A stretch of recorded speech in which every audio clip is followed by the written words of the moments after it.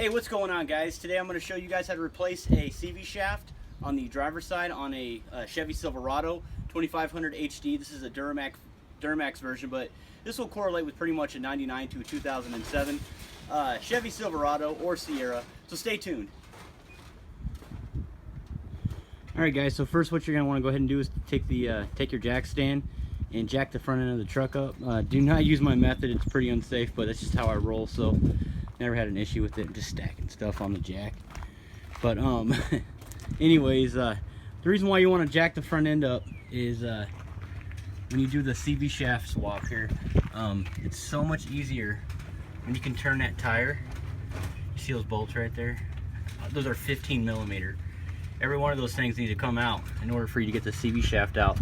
So what I'm saying, guys, it's a whole lot easier to jack the truck up so you can spin it instead of it sitting stationary, and you got to actually work your arm around them all. I'm actually going to go in from the driver's side fender, but most preferred if you guys don't have a lifted truck. Obviously I have more access doing this, but or even if you do, even if you just have a stock height truck, you should be able to get in through there. But it'd be much easier, guys, for you to go ahead and just get underneath the truck and attack it from this end right here. You have a lot more access to it, as you can tell, getting to those bolts. Okay, so the reason why I'm replacing this CV shaft is I blew the boot right there. I really don't want to do a rebuild on that, so I went ahead and just picked up a reman. They're only like 60 bucks. It's really no big deal.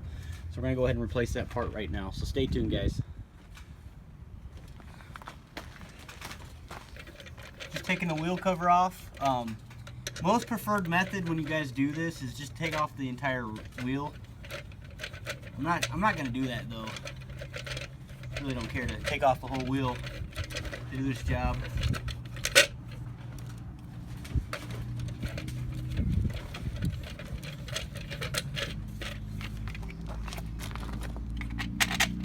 All right, next what you're gonna go ahead and do is just take off this hub nut right here.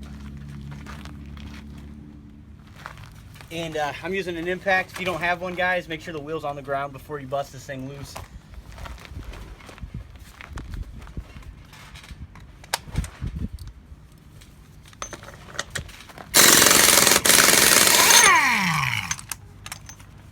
There you go, and then you're gonna have this washer right behind it.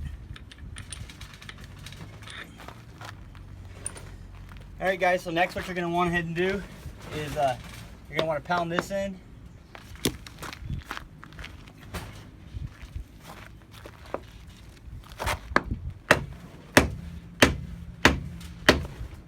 There you go. It sinks all the way in. All right, guys, so next go ahead and get your impact or your ratchet or whatever.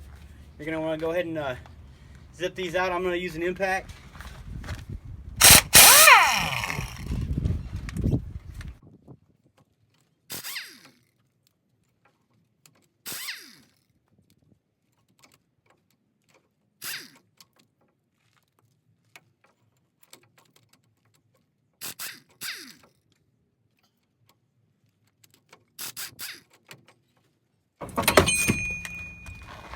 That's it.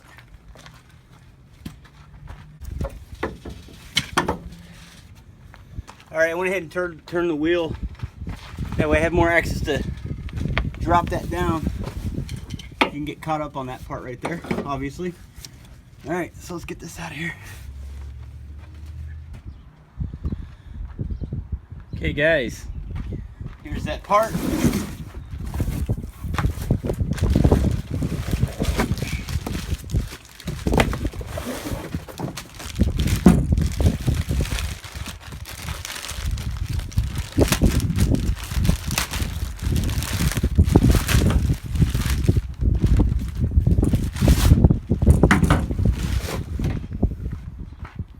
Alright, not too bad. Looking for a remanufactured part. Even comes with the hub nut, that's pretty neat. So let's go ahead and get this thing in. Alright guys, here we go. I know it's kind of windy, so I apologize, but let's get this done. So watch very carefully, there's a technique to this one. Just because you got all these parts in the way, so obviously, you know, it's not going to go in the way you think it is, so just watch me. what I'm going to go ahead and do, instead of feeding it from underneath and plugging it in, what I'm going to do is go up over like this. This bar right here, this sway bar link, it's going to go right through just like that. It's kind of like a puzzle. There you go. See, just like that. It's a lot easier to do that way.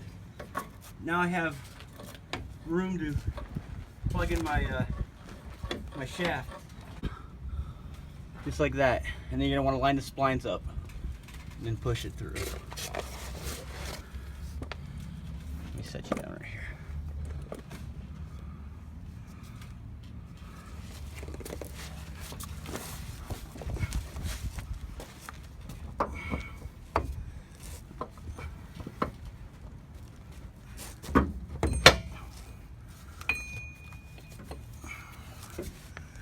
And just have a bolt ready. Have a bolt just in case, so you can at least get the CV shaft started.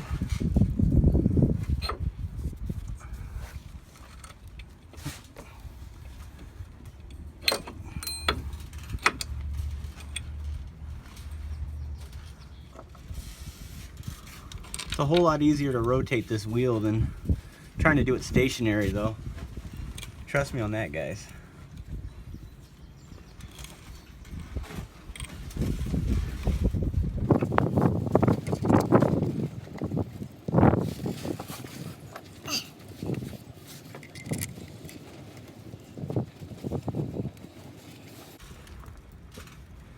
What I'm doing is I'm going to tighten them down in a star pattern.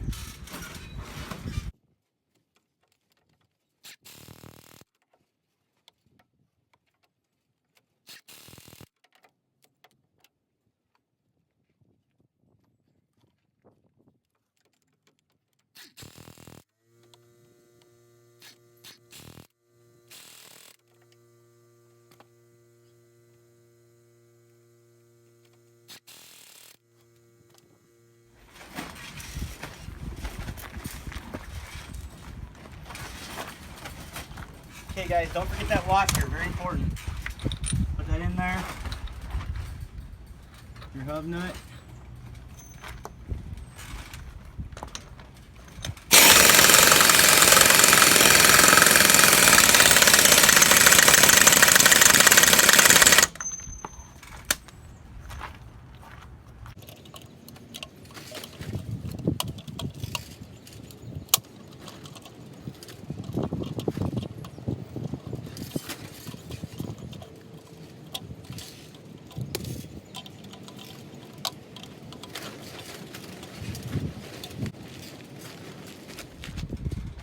Alright guys, overall pretty easy installation. It took me about 15 minutes to do. But other than that, hey, I appreciate your time. If this is your first time stopping by, make sure you hit that subscribe button. As I'm always doing a lot of updates and upgrades on my truck, especially if you have a Silverado, make sure you subscribe. But hey, other than that, I appreciate your time and thanks for watching.